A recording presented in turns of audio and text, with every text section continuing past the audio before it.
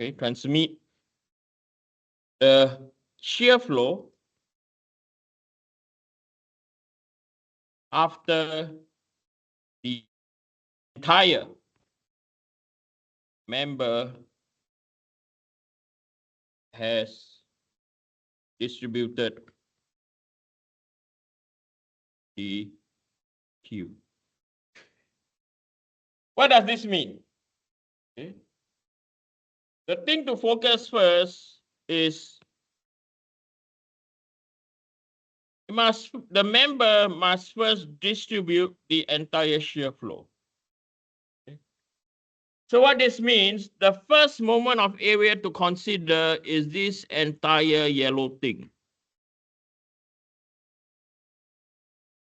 You have to take Q of the entire face. Okay.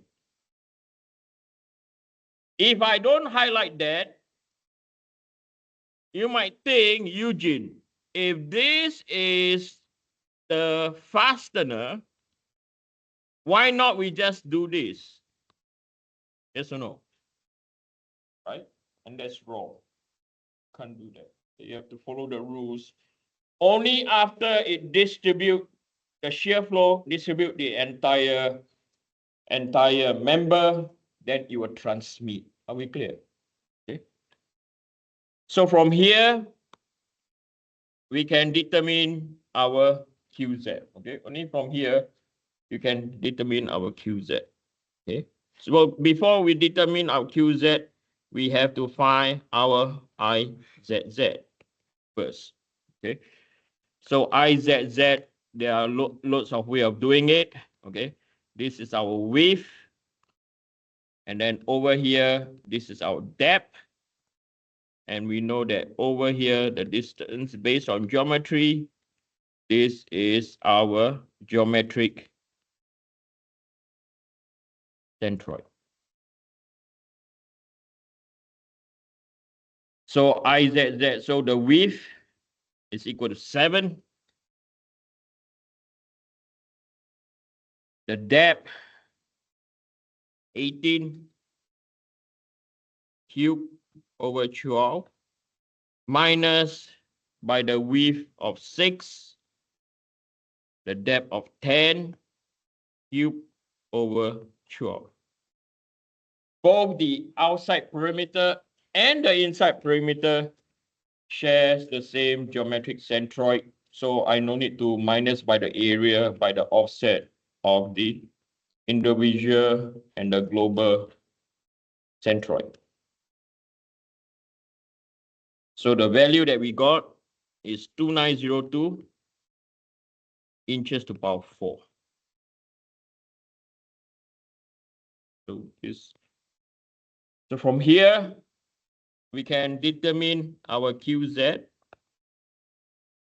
Okay, so the QZ, I will put down here the yellow highlight region. Okay. So the width is 6. The depth is 4. The y bar is 5 plus 2, or if I have to write this down, it's 10 divided by 2. You can relate the 10 plus by 4 divided by 2. Okay. So this will be equal to 5 plus 2 times 4 times 6 is equal to 168 inches power 3. Okay.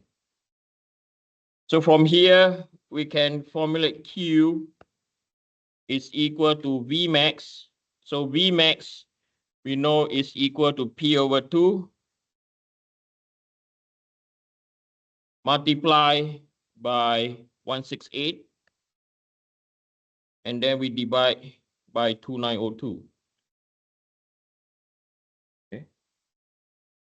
So 168 divided by 2 divided by 2902 is equal to 28.945 times 10 to the power 3 P. Okay. And the units for Q is in Newton per meter. Okay, let me do it again. 168 times 2 divided by 168 divided by 2 by 2902. 28.94, pardon me, 0.946.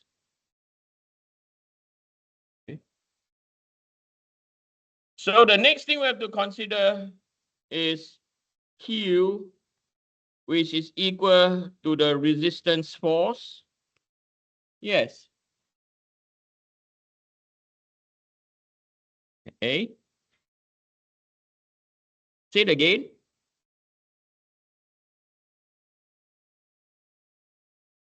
0.0 minus 3, you mean? Wait. 168 divided by 2 divided by 2902. Yep, minus 3. And which unit is wrong? Pound per inch. Thank you. Is that it? Okay, come and see me after class. So we have resistance force divided by spacing. So the resistance force we know given to us is 600. The spacing, right? As we already know, the spacing given to us is in what? 6. And if you look at the bolt, it's a single bolt going both sides, right? So the failure will occur here, and the failure will occur here on a single bolt. Okay, so this will occur 2 sides of failure on a single bolt. So we know that this is due to what? Double shear. Can you all remember your double shear? Yes or no? Right? You have single shear, double shear. When you have double shear, you have to put 2 over here. 2 over here define that this is a what? Double shear. So this will be equal to 600 times 2 divided by 6. What we have over here is 200 pounds per inch. Okay. So from here, I'm being a tree hugger today. We know that we will have 28.946 times 10 to the power minus 3p, and this is equal to 200. So P will be equal to 200 divided by 28.946 power minus 3, 6909.4 pounds. Okay. So this is due to failure of the what? Fastener. Okay. Most important thing is what? The shear flow. Again, I highlight how critical this is, the shear flow. Okay. Then the next thing that we're going to look at, we are going to look at mode 2 failure now.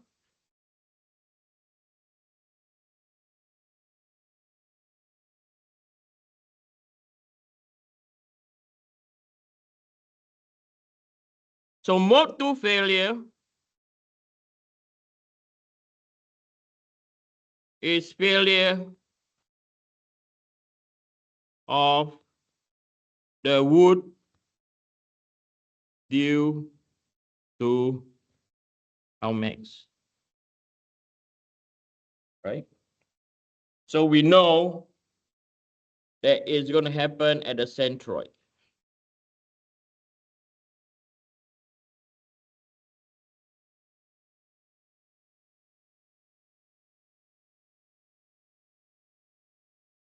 So i.e., we are going to apply shear XY maximum is equal to Vy over Izz QZ max and divide by thickness. So from here, we know that the thickness will be equal to twice multiplied by 0.5. This is equal to 1 inch because one on the left, one on the right. Izz we know. Izz we calculated earlier, which is equal to 2902.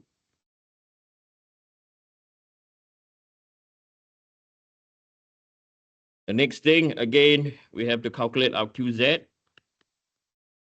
So QZ, we know that the QZ for the first part is 168, the yellow section. Plus by twice, you have the left and the right web. The width is equal to 0.5. The depth is equal to 5 plus 2 plus 2. And then the Y bar is also equal to 5 plus 2 plus 2 multiplied by half. So this is for left and right web. This is the width. This is the depth. This is our Y bar. Okay. So 168 plus 5 plus 2 plus 2, 9. 9 squared divided by 2 times 5.5 times 2 equal to 40.5. So the outcome from this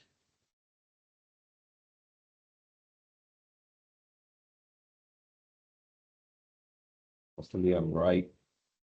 168 plus by 40.5. 208.5 inches cube. So now we have everything. Okay.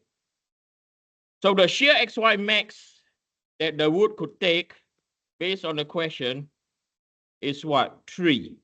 Okay. So 3 times 10 to the power 3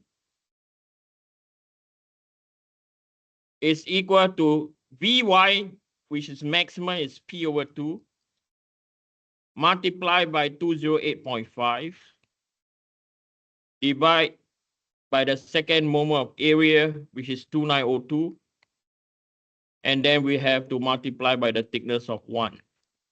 Okay. So this come out to be P will be equal to 3 power 3 times by 2902 times 1 divided by 208.5 times 2 is equal to 83.511 times 10 to the power 3 pounds. Do it again. Yep. Okay. So this is failure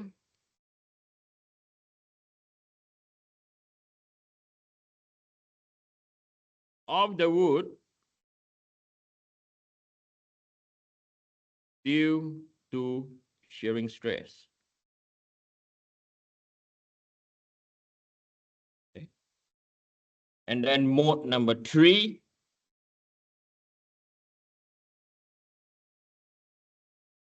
Okay. Mode number 3 is failure of the wood due to normal stresses. So the formula that we are going to use, stress X max is equal to mz over Izz multiplied by Y max. Okay. So the normal stress max is equal, we are given this value, okay? And the value, we are given 8 times 10 to the power 3.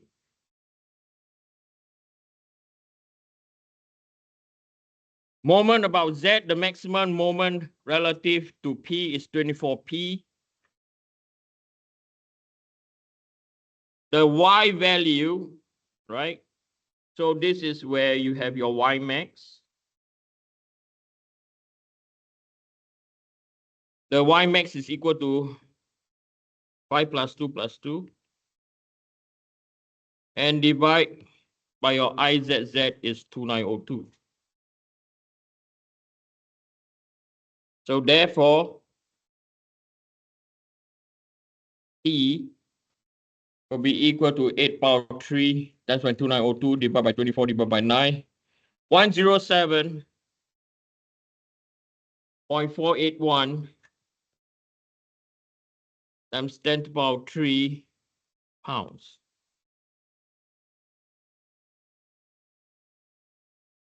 So this is failure due to the wood, or due to the normal stresses acting on the wood.